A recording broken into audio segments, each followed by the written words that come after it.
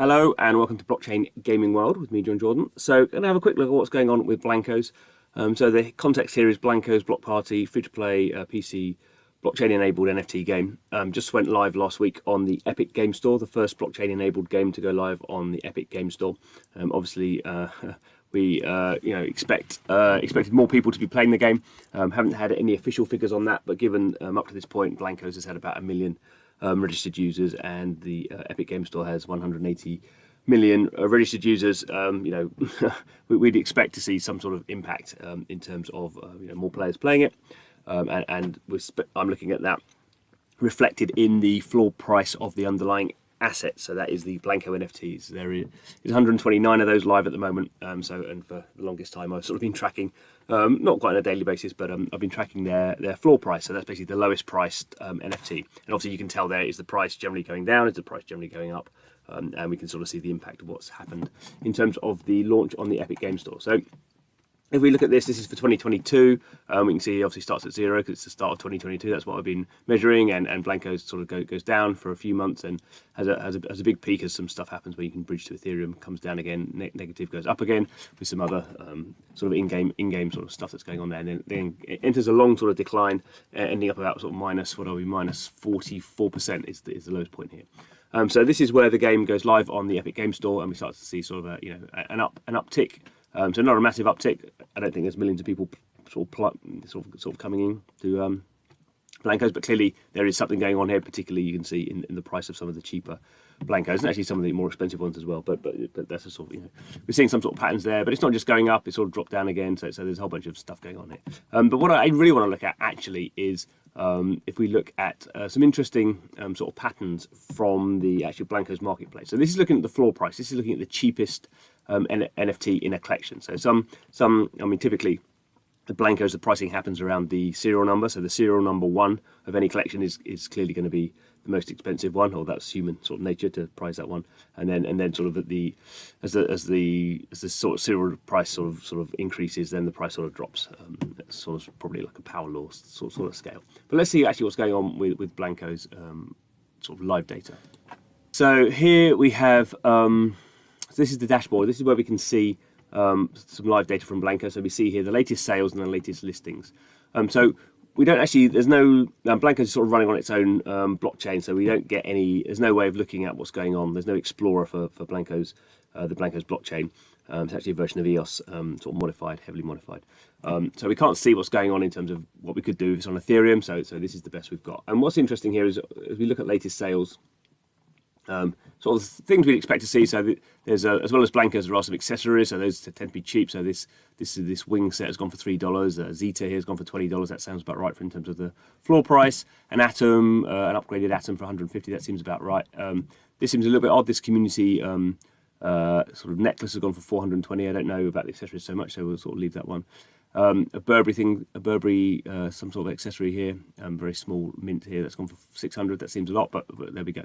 So, but what we have going on here is I think more interesting. So we have this one, Rougarou.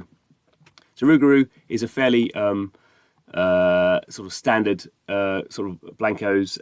I think started when it minted, it was $20. And we can see here this has gone for $314.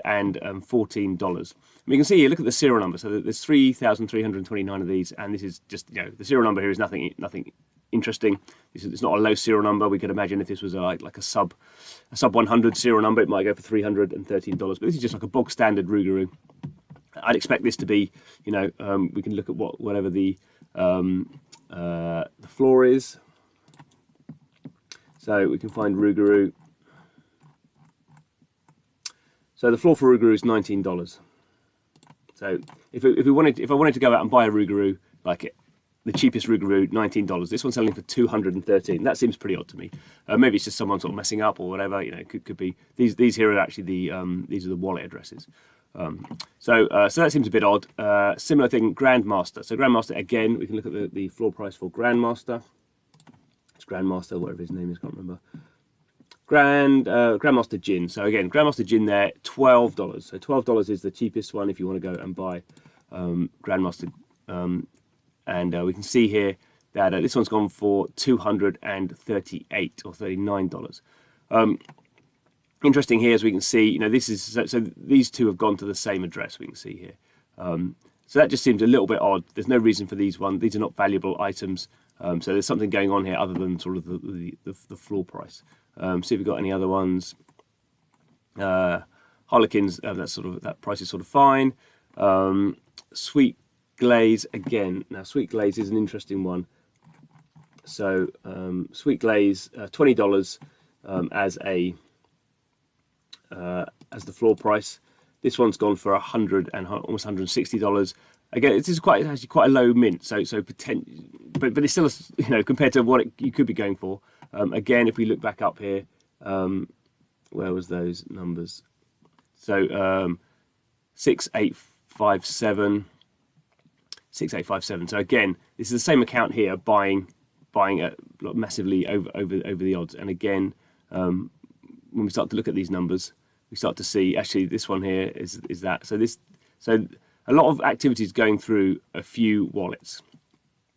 And is that one up there? No, that one there. Is there any more? Yeah, again we have this one here. This is actually priced a little bit high, but nothing too ridiculous. Again, going to the same wallet. This one here, Xanatar, again, another a boring serial number. This is about $20. Scarlet Crash again, another sort of $20 one. So there's something sort of odd going on here. A Dazzle again. These are all bog standard, like $20, $30 floor prices, and they're going for enormous amounts of money. So it's quite sort of hard to know what's going on here. So clearly this account just seems to be buying on a basis that is nothing to do with what we would consider the value of these assets within their own ecosystem, because the value of Blankos within their ecosystem is there are rarer ones, there are ones with there's fewer available. That generally means you would think they are more rare, and then there's a serial number. Whereas this is just seems to be like absolutely random pricing. So I don't know. I'm sort of guessing at this stage what's going on here now. Sometimes with marketplaces, you have this thing called wash trading, where people basically just trade because there's some other incentive sort of within the marketplace. So maybe something, some marketplaces give you sort of some of their tokens the more you trade. So stuff like Looks Rare has sort of done that, and in the past Rarible have done that. Obviously, the problem with wash trading is it means people are just sort of trading randomly to gain some extra rewards. I don't understand why you would do that at these elevated prices. So I don't think this could be sort of what we traditionally consider kind of wash trading. Because why would you?